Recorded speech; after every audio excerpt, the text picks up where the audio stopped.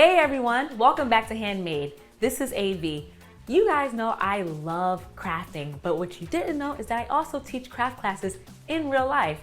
One of the classes being wood burning. If you have any questions about wood burning, I'm your girl. First, we're gonna go over some safety tips.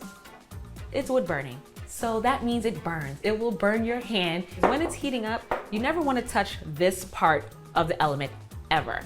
If you are changing your tips, you should turn off your wood burning tool completely off and use pliers to remove the tips or to change your tips. Also, it burns everything that it touches, so keep it on the stand. And also you should tape your stand to your table to make sure it's really secure. Next, we're gonna go into transferring your image.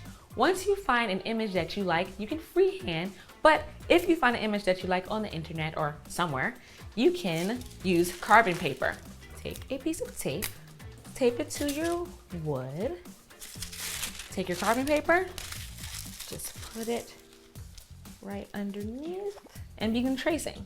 This will leave the image on your wood. You want to press hard, not too hard, you don't want to rip the paper, but firmly. As you're tracing, you want to periodically look to see if it is transferring over. It's pretty light, but it's enough for us to wood burn it. Now we're gonna use the universal tip. With the universal tip, you can do shading, lines, dots, it's universal. So to start, it's good to pull instead of push on your wood as you're doing wood burning. The more pressure you apply, the darker your lines will be. As long as what you want to burn is wood, you can use your wood burning tool on it. Pine, oak kind of has like an open grain, so it's not that it's unfavorable, but some people do kind of stray away from it. But you can use bamboo, this is bamboo. You can use any kind of wood. Some just require a little bit more elbow grease.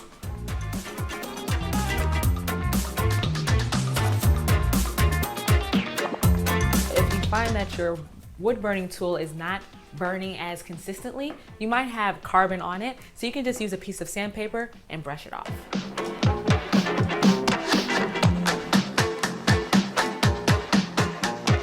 This is a workout, so think of it like leg day, but for your wrists. Just do a little flick of the wrist and keep going. I've finished the design. I did a honeycomb, but kind of like in a sparse kind of fashion. You know, jazz it up from the pattern that we originally had. But I'm going to use the shading tip to shade in the honeycombs, which I'm going to do next. Now, to change the tips, what do you have to do? Make sure your tool is turned off completely, safety first. Once it cools, take off the tip, put it something like a dish where it won't burn through, and switch your tips. Although you can shade with the universal tip, the shading tip is more efficient because it's dedicated solely for shading.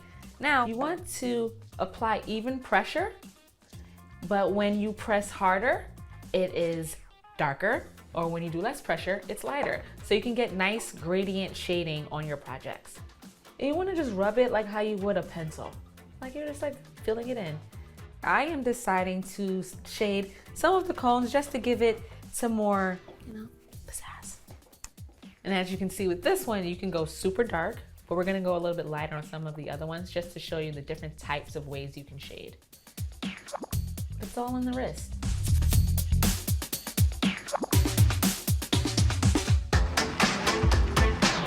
All right, this looks good. I am going to switch this tip to the flow point. The flow point is great for detail work like dots.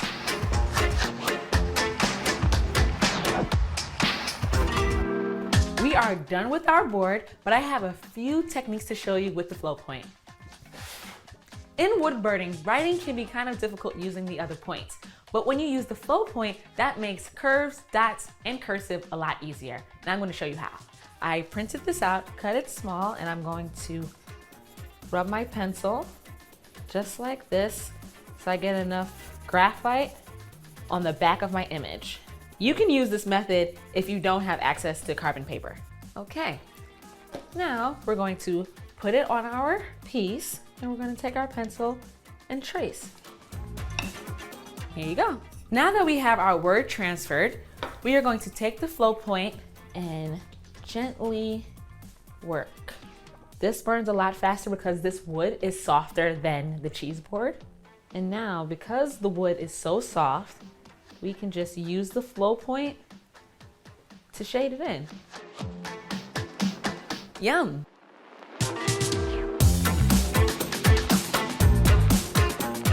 We've covered the basics, but there is so much more you can do with wood burning. Have you tried it? Do you have any questions? Let me know in the comment section. Don't forget to like and subscribe, and I'll see you later. Toodles!